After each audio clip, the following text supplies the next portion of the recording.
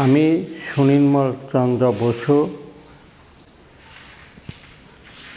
প্রভাষক উদ্ভিদবিদ্যা, সরকারি মুজিব কলেজ, সখীপুর, টাঙ্গাইল।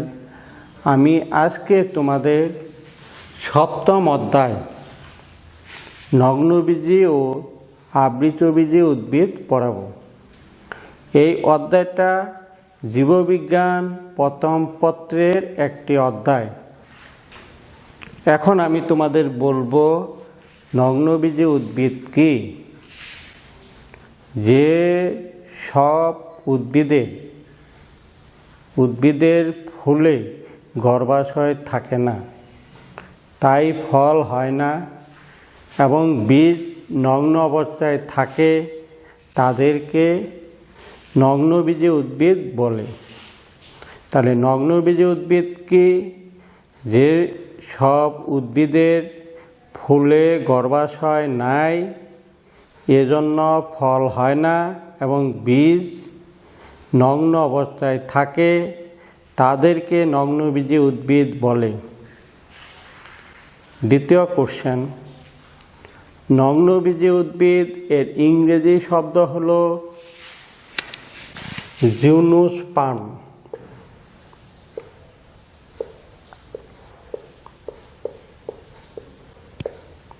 ইংরেজি শব্দ হলো জিমনোস্পার্ম। জিমনোস্পার্ম শব্দটি গ্রিক শব্দ জিমনোস, যার ইংরেজি শব্দ হলো নেকেট, এবং পারমোস এর ইংরেজি শব্দ হলো সিড এবং বাংলা শব্দ হলো বীজ। অর্থাৎ গ্রিক শব্দ জিমনোস এর ইংরেজি অর্থ হলো নেকেট, বাংলা শব্দ হলো নগ্ন। পারমুস গ্রিক শব্দ, ইংরেজি শব্দ হলো সিড, বাংলা শব্দ হলো বীজ। এই দুইটি শব্দের সমন্বয়ে জিমনোস্পার্ম শব্দটির গঠিত হয়। জিমনোস্পার্ম শব্দটি প্রথম প্রদান করেন গ্রিক দার্শনিক এবং উদ্ভিদবিজ্ঞানের জনক থিওফ্রাস্টাস। তার ইনকোয়ারি ইন্টু প্লান্ট নামক বইয়ে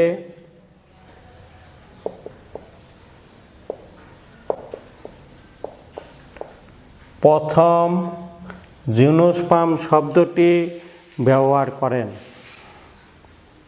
তাহলে আমি তোমাদের কি পড়ালাম?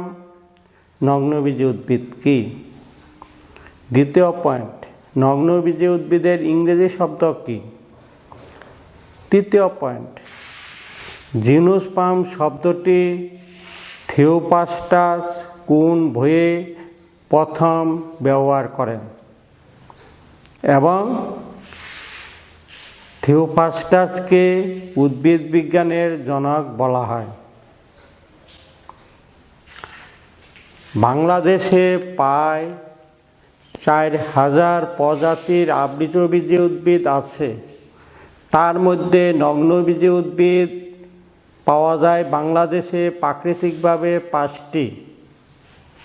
অনেক সময় এমসিকিউতে একটি কোশ্চেন থাকে, বাংলাদেশে প্রাকৃতিকভাবে নগ্নবীজি উদ্ভিদ কয়টি পাওয়া যায়? উত্তর 5টি। এই 5টি নগ্নবীজি উদ্ভিদের নাম হলো সাইকাস, পাইনাস, নিটাম, থোজা এবং পোডোকার্পাস। এই 5টি বাংলাদেশে প্রাকৃতিকভাবে পাওয়া যায়। নগ্নবীজি উদ্ভিদের গণের সংখ্যা হলো পৃথিবীতে 83 এবং প্রজাতির সংখ্যা হলো 721টি। নগ্নবীজি উদ্ভিদ কখন এই পৃথিবীতে আবির্ভাব হয়? আজ থেকে 330 কোটি বৎসর পূর্বে প্যালিওজোইক মধ্যযুগে ডেবুসিয়ান যুগে জিমনোস্পার্ম বা নগ্নবীজী উদ্ভিদের আবির্ভাব হয়েছিল। এখন আমি তোমাদের পড়াবো জীবন্ত জীবাশ্ম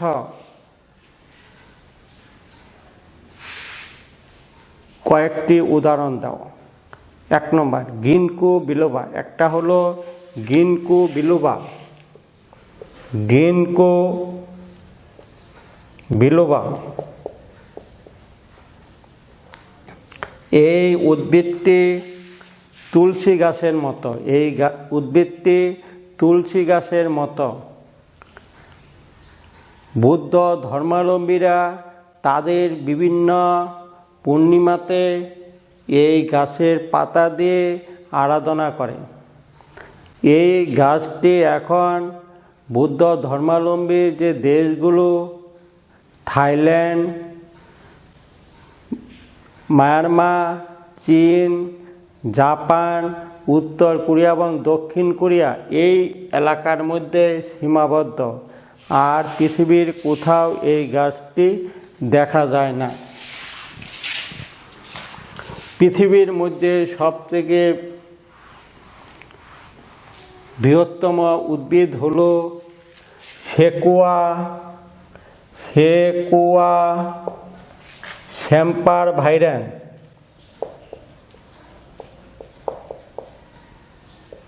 পৃথিবীর মধ্যে সবথেকে বড় গাছ হলো সেকুয়া sempervirens, অথবা এইটার আরেকটি নাম হলো সেকুয়া গিগান্টিয়া।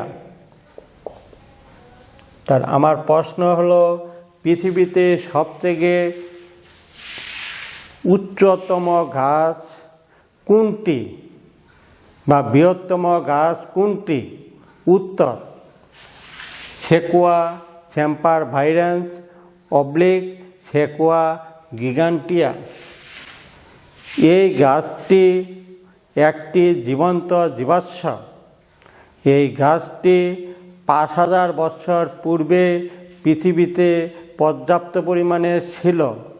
বর্তমানে মার্কিন যুক্তরাষ্ট্রের নেভাডা এবং ক্যালিফোর্নিয়াতে 6টি বা 7টি গাছ টিকে আছে। এই গাছের উচ্চতা হলো 400 ফিট। এর কিছু কমও হতে পারে বা কিছু বেশি হতে পারে। পৃথিবীর আর কোথাও এই গাছ নাই। পৃথিবীর সবথেকে বৃহত্তম কনিফার বন দেখা যায় সাইবেরিয়াতে। সাইবেরিয়াতে পর্যাপ্ত ঠান্ডা পড়ে এবং ওই এলাকার যে বনগুলো, ওই বনগুলোকে বলবো আমরা কনিফার জাতীয় বন। কিন্তু বর্তমানে তাপমাত্রা বৃদ্ধির কারণে সাইবেরিয়া এলাকায় এখন তাপমাত্রা অনেক বৃদ্ধি পাচ্ছে। নগ্নবীজী উদ্ভিদের মধ্যে সাধারণত দ্বিনিষেক ঘটে না, শুধু ইফেদাতে দ্বিনিষেক ঘটে। এই ইফেদা থেকে ইফেদিন নামক শ্বাসকষ্টের ঔষধ তৈরি করা হয়। এখন আমার পয়েন্টটি হলো এইখানে যেটুক পড়ালাম এটুকের মধ্যে এমসিকিউ কোশ্চেন হলো উদ্ভিদবিদ্যার জনক কে? উত্তর থিওফ্রাস্টাস। দ্বিতীয় পয়েন্ট, নগ্নবীজী উদ্ভিদ বাংলাদেশে কয়টি পাওয়া যায়? উত্তর 5টি। পৃথিবীর বৃহত্তম উদ্ভিদ কোনটি? উত্তর সেকুয়া sempervirens অথবা সেকুয়া গিগান্টিয়া। নগ্নবীজী উদ্ভিদের মধ্যে কোন উদ্ভিদের দ্বিনিষেক ঘটে? ইফেদাতে দ্বিনিষেক ঘটে। এগুলো তোমাদের এমসিকিউতে থাকার সম্ভাবনা বেশি। তারপর নগ্নবীজী উদ্ভিদের বৈশিষ্ট্য কোনগুলো? 1 নম্বর, নগ্নবীজী উদ্ভিদ স্পোরোফাইট, অসমরেণু পশু। যখন স্পোর ভিন্ন আকৃতি হয় তখন তাকে বলবো অসমরেণু পশু। 2 নম্বর পয়েন্ট, নগ্নবীজি উদ্ভিদের গর্ভাশয় থাকে না, তাই ফল হয় না। 3 নম্বর পয়েন্ট, বীজ নগ্ন অবস্থায় থাকে। 4 নম্বর পয়েন্ট, সাধারণত দ্বিনিষেক ঘটে না, শুধু ঘটে ইফেদার মধ্যে। নগ্নবীজি উদ্ভিদের শস্য বা এন্ডোস্পার্ম হলো হ্যাপ্লয়েড এবং নিষেকের পূর্বেই শস্য গঠিত হয়। জাইলেমে সাধারণত ভেজেল থাকে না, শুধু ভেজেল থাকে প্রাথমিক অবস্থায় নিটামে এবং ফ্লুয়েমের সঙ্গীকোষ থাকে না। আরেকটি পয়েন্ট, আর্কিগোনিয়াম থাকে। নগ্নবীজি উদ্ভিদের সাধারণত আর্কিগোনিয়াম থাকে। তার আমার পড়াটা হলো নগ্নবীজি উদ্ভিদের বৈশিষ্ট্য কোনগুলো? উত্তর কি কি? 1 নম্বর, নগ্নবীজি উদ্ভিদ স্পোরোফাইট, অসমরেণু পশু। 2 নম্বর পয়েন্ট, নগ্নবীজি উদ্ভিদের গর্ভাশয় নাই, তাই ফল হয় না। নগ্নবীজি উদ্ভিদের বীজ নগ্ন অবস্থায় থাকে। নগ্নবীজি উদ্ভিদে সাধারণত দ্বিনিষেক ঘটে না। নগ্নবীজি উদ্ভিদে শস্য বা এন্ডোস্পার্ম হ্যাপ্লয়েড এবং নিষেকের পূর্বে গঠিত হয়। নগ্নবীজি উদ্ভিদের জাইলেমে ভেজেল থাকে না এবং ফ্লুয়েমের সঙ্গীকোষ থাকে না। সাধারণত আর্কিগোনিয়াম থাকে। এখন আমি তোমাদের পড়াবো সাইকাসের ভৌগোলিক অবস্থান। সাইকাস কোথায় কোথায় থাকে?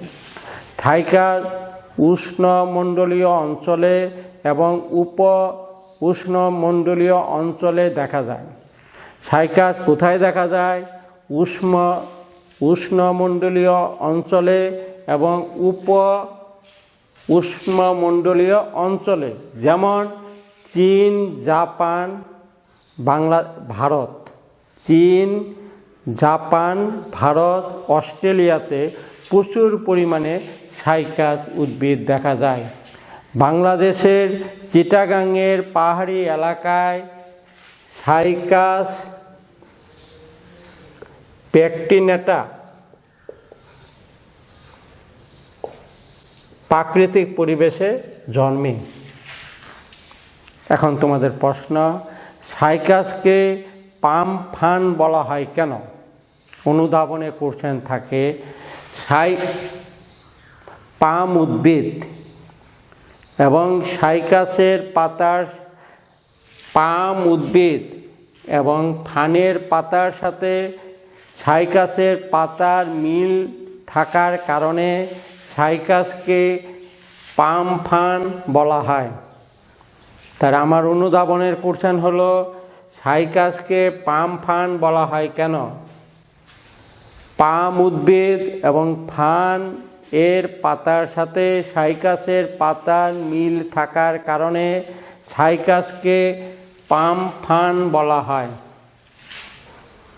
জ্ঞান এবং অনুধাবনে একটি খুব গুরুত্বপূর্ণ কোশ্চেন থাকে, কোলালয়েড মূল কি বা প্রবালবত মূল কি অথবা রুট টিউবার কয়েল কি? এই কোশ্চেনটা জ্ঞান এবং অনুধাবনে থাকে। সাইকাসের প্রধান মূল ক্ষণস্থায়ী। অল্প সময়ের মধ্যে প্রধান মূল নষ্ট হয়ে যায়, তখন অস্থানিক মূল বের হয়। অস্থানিক মূল মাটির নিচের দিকে বৃদ্ধি পেতে থাকে। ভূমিতলের উপরে দ্যাগ্র শাখার সৃষ্টি হয়। এই দ্যাগ্র শাখাকে ব্যাকটেরিয়া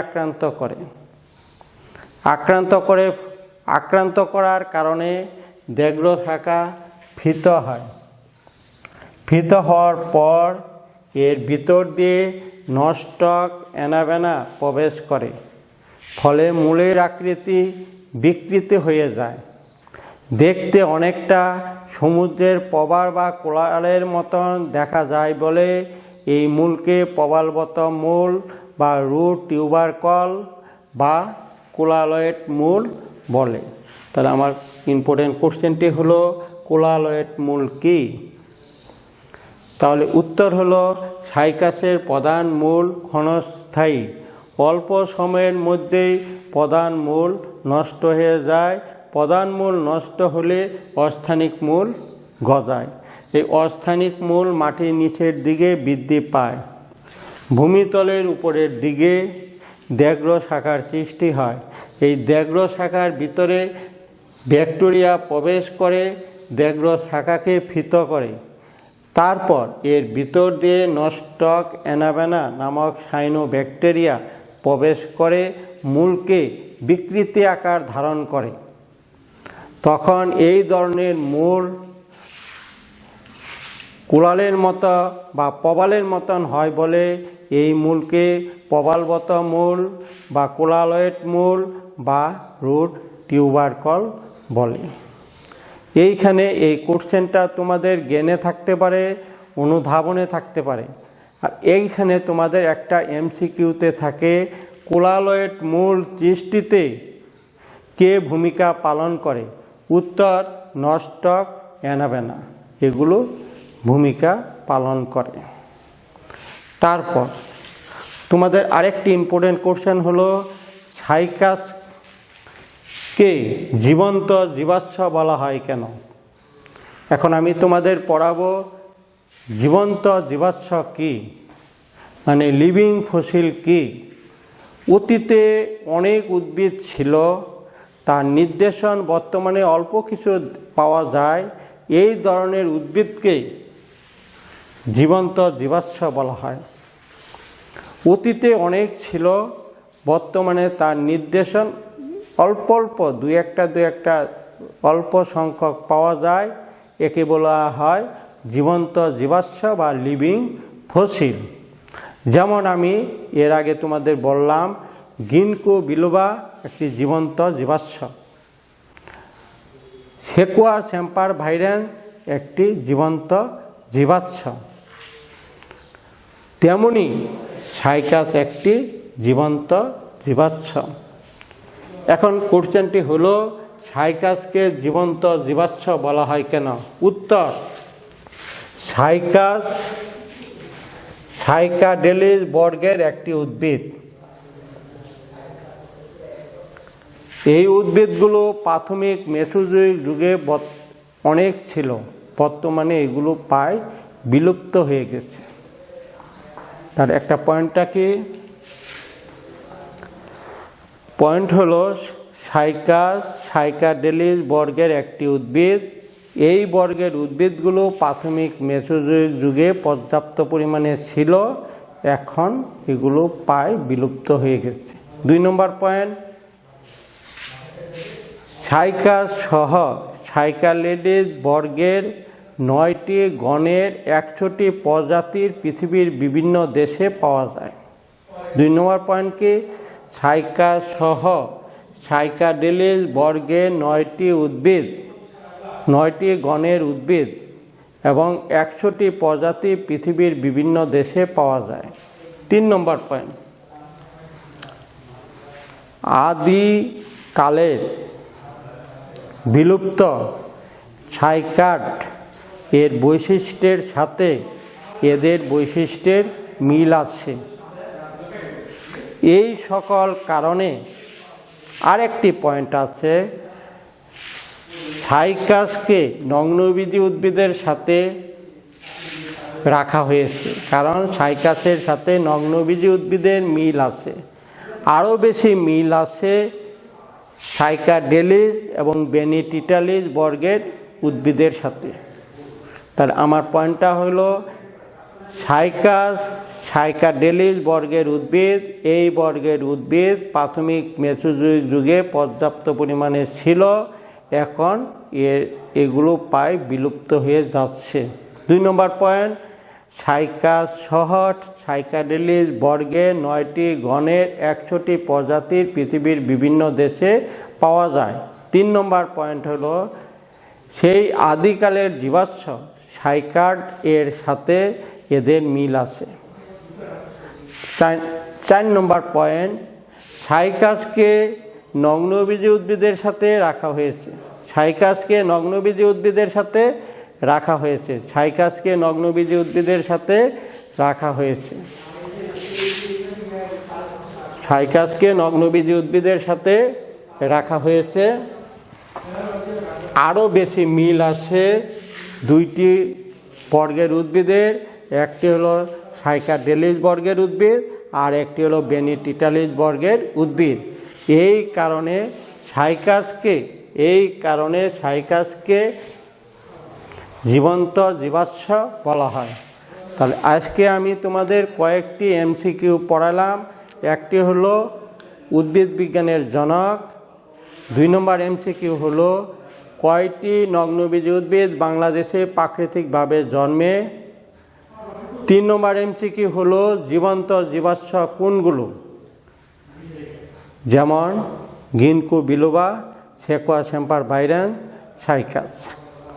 তারপর তোমাদের পড়ালাম পৃথিবীর বৃহত্তম উদ্ভিদ কোনটি। তারপরে তোমাদের পড়ালাম নগ্নবীজী উদ্ভিদের মধ্যে কোন উদ্ভিদে দ্বিনিষেক ঘটে। তারপর তোমাদের আমি পড়ালাম নগ্নবীজী উদ্ভিদের শস্য বা এন্ডোস্পার্ম হলো হ্যাপ্লয়েড এবং এই শস্য গঠিত হয় নিষেকের পূর্বে। এটা এমসিকিউতে থাকে। তারপরে অনুধাবনে তোমাদের পড়ালাম 2টি কোশ্চেন। একটি হলো সাইকাসকে পাম ফার্ন বলা হয় কেন, আরেকটি হলো সাইকাসকে জীবন্ত জীবাশ্ম বলা হয় কেন। আরেকটি কোশ্চেন হলো কোলালয়েড মূল কি। এটা জ্ঞানেও থাকে, অনুধাবনে থাকে। তোমরা আজকে যা পড়ানো হলো এগুলো ভালো করে পড়বা। এর পরের টুক আমি পরবর্তী দিন তোমাদের বোঝাবো। তোমরা ভালো থাকো, তোমরা মন দিয়ে ভালো করে পড়ো। ধন্যবাদ, তোমরা ভালো থাকো।